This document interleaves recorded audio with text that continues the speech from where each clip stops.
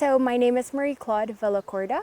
I work as an innovation specialist for UNICEF Malawi, which means I have an opportunity to work with our different experts within the office, but also with our different partners on different areas of work such as health, nutrition, education, among others, to accelerate results for children. Here we are trying to discuss something on early childhood death, the problem which has rocked Malawi for a long time. Do you know what UNICEF is doing to prevent this childhood death in Malawi? Sure. Well, let me start off first to tell you why it's important. No. What I'm saying is, can you just go straight to my question? We'll come there later. So we work with the communities, but we also work with parents. In fact, one of the main things that we are telling parents is that it's important for them to start early with breastfeeding. So children need to be breastfed until the age of 2 years. Then it's also important that parents bring their children to health facilities to get vaccines. And thirdly, it's important that they ensure that their children have a well-balanced diet. You are telling us that the children have got a well-balanced diet, but there's a problem of poverty in Malawi, whereby parents are failing to feed their children. Even parents are failing to feed themselves, the breast mothers.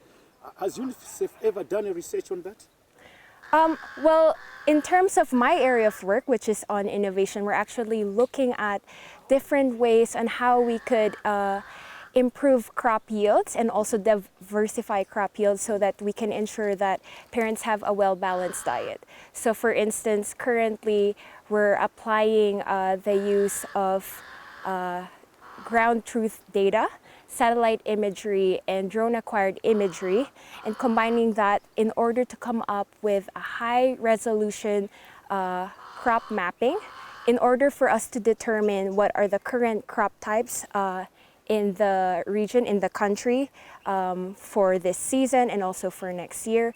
And based on that study, we hope in the next phase we'll be able to better inform the government how they can help diversify their crop production and also prevent emergency issues such as famine, drought, etc. Right. If we say that parents are not doing enough to breastfeed their children, do you think that they are doing that out of ignorance or because they are doing that because they cannot afford?